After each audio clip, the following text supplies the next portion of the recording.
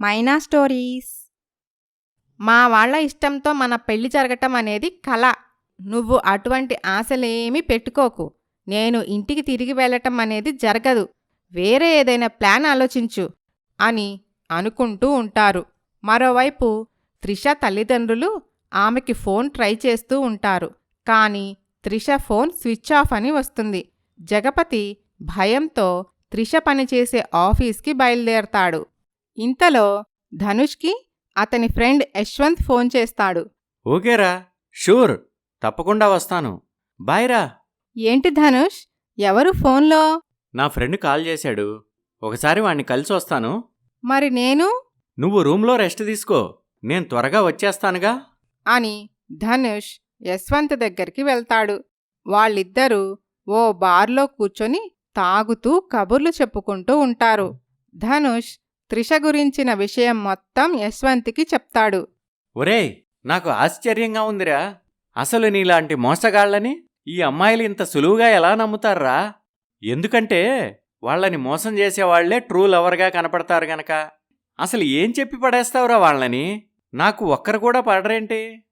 ఏముందిరా, మోసం చేసేవాడు చెప్పినన్ని మాటలు నిజంగా ప్రేమించేవాడు చెప్పడు.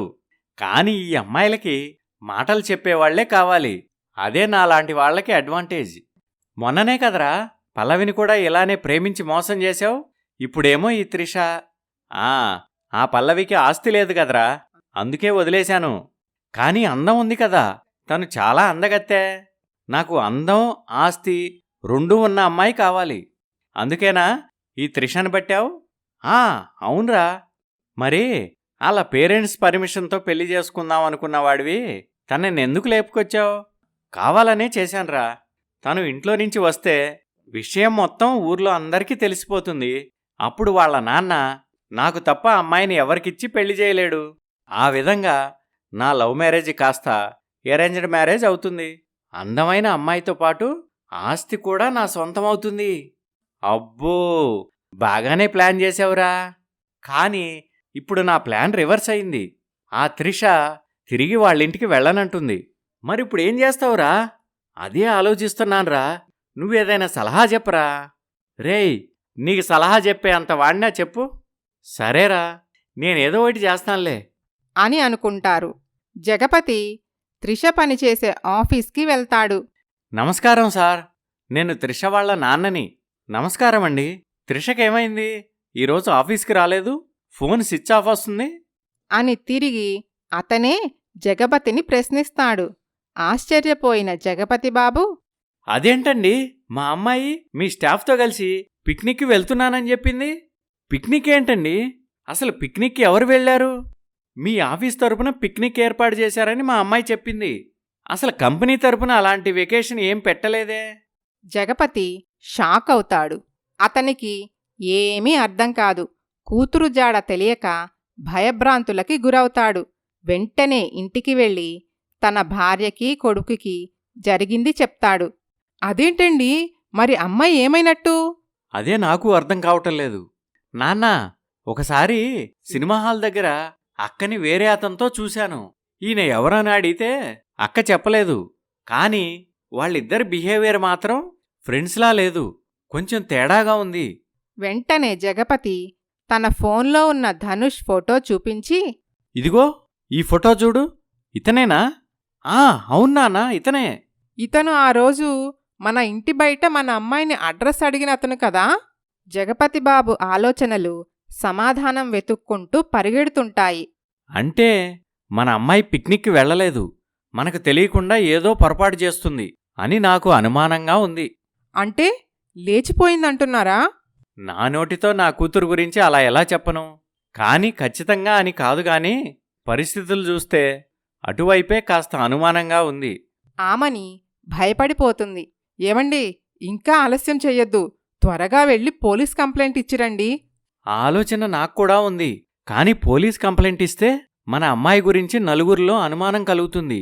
తన పేరు అందరి నోళ్లల్లో నానుతుంది. అసలే పెళ్లి కావలసిన పిల్ల అని ఏం చెయ్యాలో అర్థం కాక తికమక పడుతూ ఉంటారు.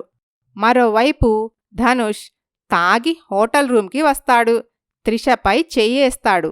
ఏంటి ధనుష్, నీ బిహేవియర్ ఏదో తేడాగా ఉంది నాకు నువ్వు కావాలి త్రిషా, ప్లీజ్ కాదనకు. అని తనని ఫోర్స్ చేస్తాడు. ఏంటిది ధనుష్, నాకిలాంటివి ఇష్టముండదు. రేపో మాపో మనిద్దరం పెళ్లి చేసుకోబోతున్నాం. అప్పటి వరకు కాస్త ఓపిక పట్టు. సరే అయితే రేపే మనం పెళ్లి చేసుకుందాం. అలాగే ధనుష్ అని అనుకుంటారు. మనస్సులో ధనుష్, నిన్ను ప్రేమలో దించడానికి నేనెంత కష్టపడ్డానో నీకేం తెలుసు. ఏం చేసైనా సరే నిన్ను నీ ఆస్తిని దక్కించుకుంటాను అని అనుకుంటాడు. మరుసటి రోజు జగపతిబాబు ఇంటికి ఓ పోలీసు వస్తాడు. జగపతి బాబంటే మీరేనా? ఆ, అవును సార్. త్రిష మీ అమ్మాయేనా? అవును సార్, మా అమ్మాయే. మిమ్మల్ని ఎస్ఐ గారు తీసుకురమ్మంటున్నారు. ఎందుకు సార్? మా అమ్మాయికి ఏమైంది? జరగరాని ప్రమాదం ఏం జరగలేదు కదా? అబ్బే, అదేం లేదమ్మా. మీ అమ్మాయి లవ్ మ్యారేజ్ చేసుకొని పోలీస్ స్టేషన్కి వచ్చింది. ఆ మాట వినగానే ఆ ముగ్గురి గుండెల్లో పిడుగుబడినట్లవుతుంది. త్రిష ధనుష్ని పెళ్లి చేసుకొని వాళ్ల నాన్న నుండి రక్షణ కోసం పోలీస్ స్టేషన్కి వెళ్తుంది. జగపతిబాబు, ఆమని, వరుణ్ కూడా పోలీస్ స్టేషన్కి వస్తారు.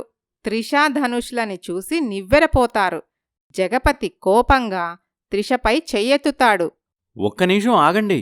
తనపై చేయి చేసుకునే రైట్ మీకు లేదు. ఓహో, అలాగా.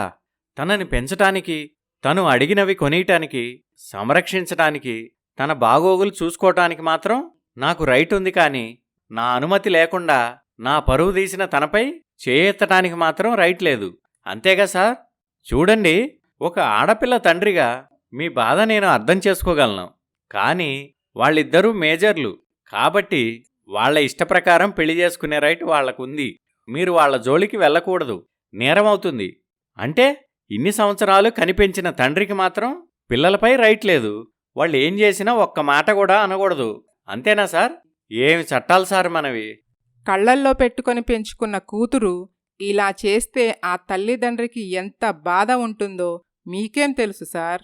తెలుసండి, కాని మన చట్టంలో మనుషుల ఎమోషన్స్ కంటే వాళ్ల హక్కులకే మొదటి ప్రాధాన్యత ఉంటుంది. ఒసేయ్, మేం నీకేం అన్యాయం చేశామే? మా పరువు మొత్తం తీశావు. నేను మీ పరువు తీసే పనేమీ చేయలేదమ్మా. ప్రేమించిన వ్యక్తిని పెళ్లి చేసుకున్నాను, అంతే. నోరు ముయ్, సిగ్గు లేకుండా ఇంకా మాట్లాడుతున్నావా? అంత సిగ్గులేని పని నేనేం చేశానమ్మా? ఛీ, నన్ను అమ్మా అని పిలవకు. అసలు నువ్వు పుట్టకపోయినా బావుండేది. నా ఇష్టాన్ని చంపుకొని మీకు నచ్చినట్టు ఉంటే నేను మంచి కూతుర్ని, అలా కాకపోతే చెడ్డ కూతుర్ని, అంతేగా? అని త్రిష ఆమె తల్లిదండ్రులని ఎదిరించి మాట్లాడుతుంది. కూతురు అలా చెయ్యటం తట్టుకోలేని జగపతికి హార్ట్అటాక్ వచ్చి అక్కడికక్కడే కుప్పకూలిపోతాడు. ఆ తర్వాత ఏం జరిగిందో వచ్చే భాగంలో చూద్దాం. Please subscribe Maina stories.